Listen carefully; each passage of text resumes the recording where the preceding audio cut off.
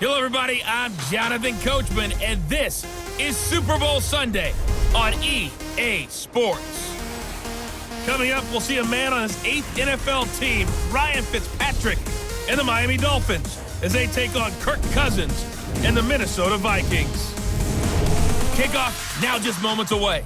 It is finally time to crown a champion as I'll hand it over to the two men who will call the action, Brandon Godden and Charles Davis. All right, Coach. EA Sports coverage of the National Football League is on the air. Tonight, it's all on the line. We play for the Lombardi Trophy. Hi again, everyone. Brandon Godden along with the man who has had to stick with me all season long, Charles Davis. And Charles, the anticipation, the hype, the media coverage, all in the rearview mirror now. We can finally get down to playing some football. Yeah, don't worry about that, partner. I'll ride or die with you anytime. You know that. But here's the best thing about this. Everyone talks about trying to keep things normal as they approach for Super Bowl. There is no such thing as normal.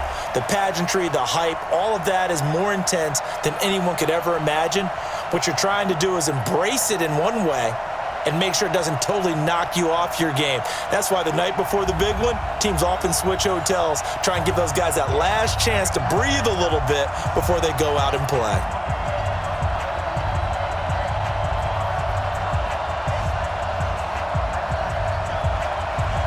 The first Super Bowl of the new decade, Super Bowl 54, is underway. This will be taken in at the 1. And he'll take it past the 25 and up to the 28-yard line. Out come the Dolphins here, and last year at this time, if you remember, we had quarterback battles all over the NFL, really. Cleveland, Buffalo, Arizona, and in New York with the Jets. So this year, there's really only a couple. One in Washington, one with these Dolphins. Remember, Ryan Tannehill is in Tennessee, so it's a camp battle between the second-year man and Josh Rosen, or the 36, about to be 37-year-old, and Ryan Fitzpatrick. Charles, who do you think ultimately wins this job? Partner, I'm not Brian Flores, the head coach of the Miami Dolphins, but if I were to play him, all right, whether on TV, radio, or whatever, I'm starting Ryan Fitzpatrick. I'm taking the veteran, and he's getting the ball for the first game because they're going to play a very tough Baltimore Ravens defense. In fact, their first 4 are brutal. The Ravens, the Patriots, at Dallas, then home against the Chargers. Then they hit their open week. And I just think that record will dictate what they do from that point on. If they're 3-1 or better, then Ryan Fitzpatrick keeps rolling. 2-2, depends on how they're playing. But 1-3 or below, then you got to find out what you're getting in Josh Rosen, the guy they traded for, because they're going to have to make some decisions before next year's draft.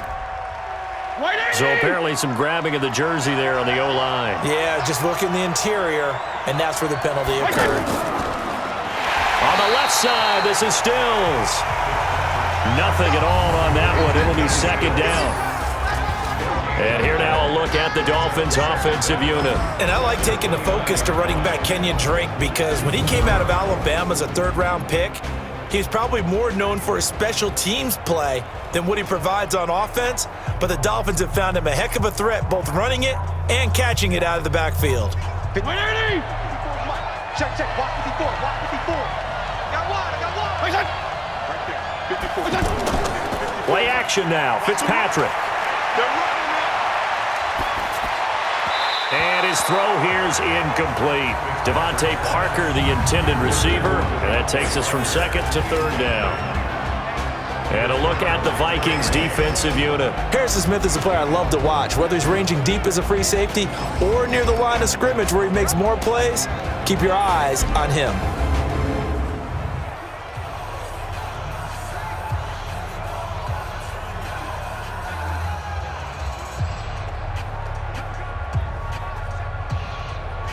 An incomplete pass on that last play, and that means they'll need to come up with something here on third down. To the air again, Fitzpatrick. And it's caught by Parker. And he'll be taken down, but not before they work it across midfield. And they're able to convert on third with a solid gain of 23. I have no crystal ball up here. I can't truly see into the future. But if they don't start getting some pressure on him, make him move around a little bit and do something with the receivers to, change up their timing, they're just going to get shredded as we've seen so far. Right now, they're off to a blazing start. Yeah, and you are right. He looks way too comfortable back there in the pocket. Yeah, there shouldn't be a pillow back there for him, all right? If as a defensive guy, they've got to dump him on his backside a few times, shake things up. Yeah, they're going to need an in-drive adjustment here in this first series. Fitzpatrick throwing complete. It'll be a 3-yard gain, and it'll bring up a second down. No score after one on EA Sports. It's Dolphins football here as we begin the second quarter, as they've got it 2nd and 7. That first down completion only netted them 3. 2nd and 7. Now Drake. A gain of 3 last play. This time they double it and pick up 6. Despite the blitz, they're still able to pick up a nice solid gain. The disadvantage of blitzing often alters the normal spacing and run fits and leaves creases like they were able to exploit right there. They'll get to the line here, but remember, it's also 3rd down. Working out of the gun, Fitzpatrick. And he can't get rid of it. He's taken down. Shamar Stephen in there to drop him for a 6-yard loss, and that will lead to 4th down.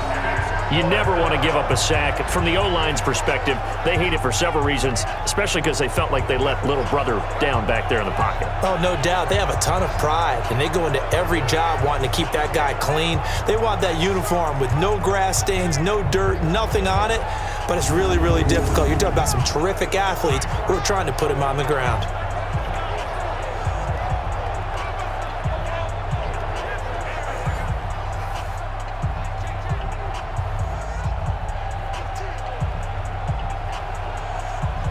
On 4th down, Matt Hawk is on to punt.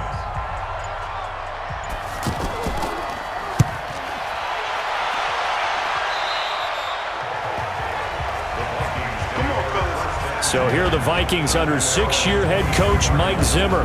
They'll be led out by the veteran quarterback out of Michigan State. The former Spartan, it's Kirk Cousins. Forget the measurables. His temperament, which is so even-keeled, often masks a burning desire to win and perform.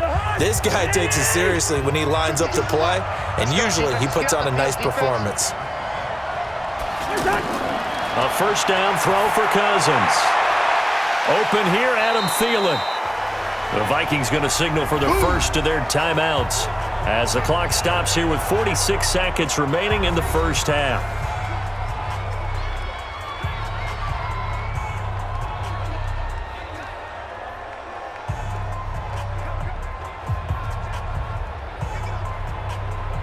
Six yards was the pickup on the last completion, so here's 2nd and 4. Cousins. He'll find Thielen working the middle.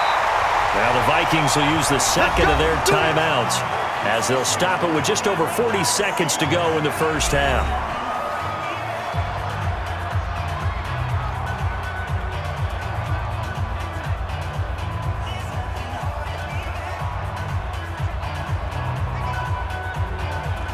So from the 39 now, they'll come up on a 1st and 10. Check 52. Draw play, Cousins to Cook. And he'll just push his way forward for a few as the clock will run. It's a pickup of 4, and it'll bring up 2nd down. I call that play a success. A nice inside run sets up a very manageable 2nd down, a very solid gain on that play. The Vikings in the hurry up. They're hustling up to the line. To throw on 2nd and 6. Cousins. Now he'll dump it underneath to his running back. Complete. The Vikings going to use their 3rd and final timeout as they stop it with 11 seconds remaining in this first half.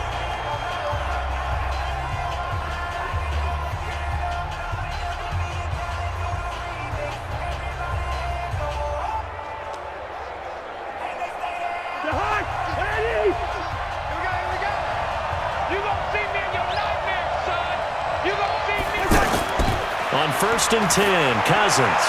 He'll find his receiver. That's Chad Beebe. And he gets this inside the 35-yard line. Defense. So they'll take the yardage and tack on 15 more for the face mask. Talk about a play that absolutely costs you in the end. Just trying to do your job, right? Trying to get him on the ground. Next thing you know, they're marching off another 15 against your squad. And Bailey able to knock it through. And we have action on the scoreboard just before halftime. It's 3-0. So we will not go into the lockers tied. We do have a leader in the clubhouse, so to speak. Yeah, it's only 3 points. Doesn't seem like much, but it looms big the way that they got it done right before the half ended.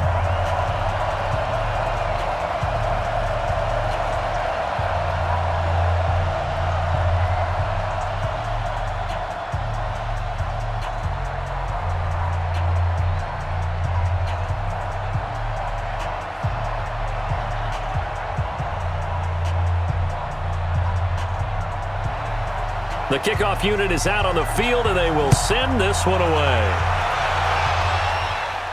This one taken from the 7. So we've reached halftime here in the Super Bowl as we send you up to Orlando to check in with Jonathan Coachman at our EA Sports. So the halftime show of the Super Bowl abbreviated, ready to go for the second half.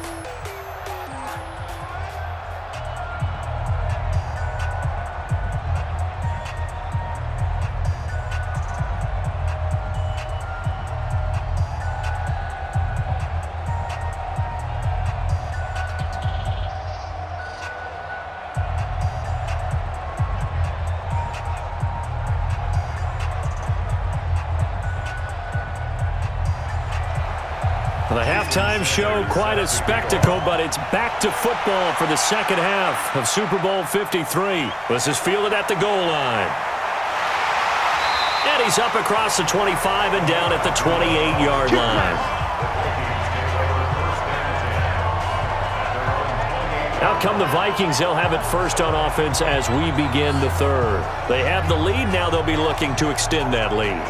And this is where I enjoy talking about one of my favorite subjects, tendency breakers, or counters as I also like to call them. You've done things in a certain way in the first half, and they've had the ability to see what you've done. They're going to make their adjustments. So guess what? You adjust yourself and try and stay ahead of the pace because you are looking for some separation in this ballgame. The adjustment to the adjustment. Without a doubt. Show them one thing, hit them with something else. A good run, got 7 on first. Here's 2nd and 3.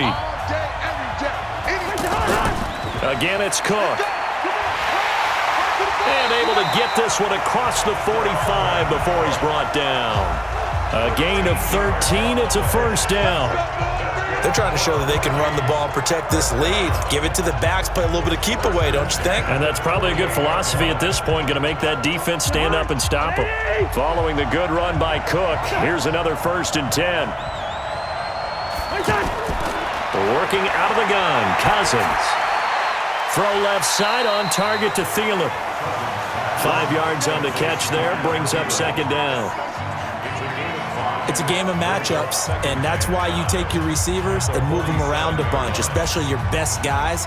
And when they work out of the slot, you often hear the coaches talk about how great it is because it gives you a two-way go. You can break out or you can break in. That makes it hard to defend. To throw again on 2nd down, Cousins. He's got his man on the crossing route. And he'll go down shy of the 40 at the 41. 6 yards the pickup, and that's a first down.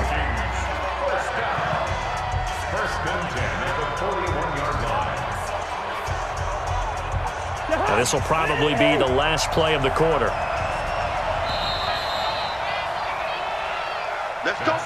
One quarter remains here in the Super Bowl. We'll return with more after this. You're watching the NFL on EA Sports. Cousins. Incomplete. Right side, the tight end Rudolph. So fresh out of the 2-minute warning, and here's another timeout taken with 1:55 remaining.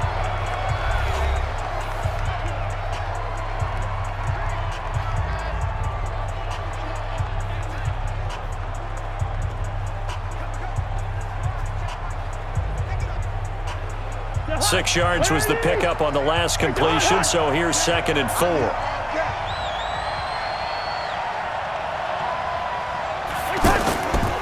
Now a give running right, it's Cook. And he's going to have to protect the football and take his lumps here at this stage of the game as they stop him behind the line.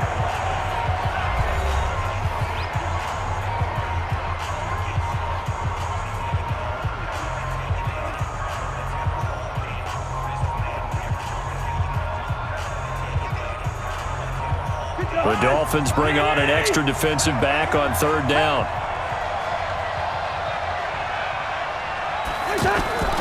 They go play action.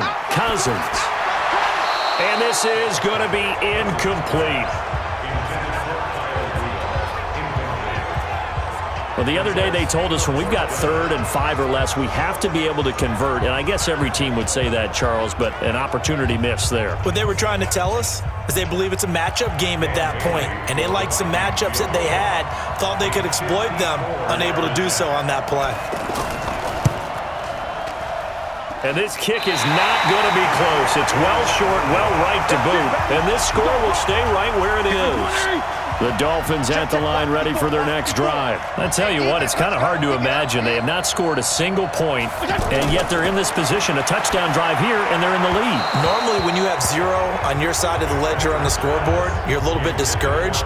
But when they look over and see their opponents, they don't see a number that's way out there. They don't see a number they can't attain. In fact, they can get it right here on this drive and potentially take the lead. So now 2nd and 10 after the incompletion on first down. Here's Fitzpatrick. Incomplete. This is Albert Wilson. Now he's going to get this all the way down inside the 35. 23 yards the pickup there. Haven't heard much from him all night, but welcome to the party, making his presence felt in a big way. They've kept him under wraps all night long, but boy, did he find a great time to bust out. First down now, but the clock continues to move. Fitzpatrick. Stepping up, he's going to keep it. And he slides to avoid the hit. Nice work to get 7 out of that, and it's 2nd down. Partner, he was going through his progressions. Not there, not there. After about the 3rd one, he decided he better pull it down and run for it. And he slides down and avoids the hit for good measure. Fitzpatrick, the old war horse, getting everybody up to the line quickly. They go play action. Fitzpatrick. And, a crusher there as it's intercepted. Picked off by Harrison Smith. And he'll go down inside the 15 at his own 13-yard line.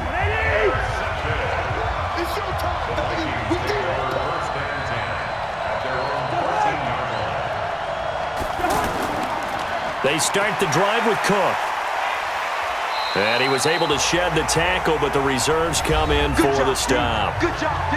Now the Dolphins will use the last of their timeouts as the clock will stop with 33 seconds remaining.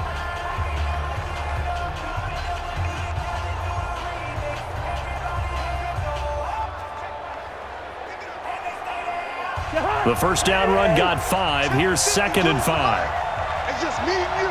It's just me and you. Time for this one final knee to put a bow on this title bout.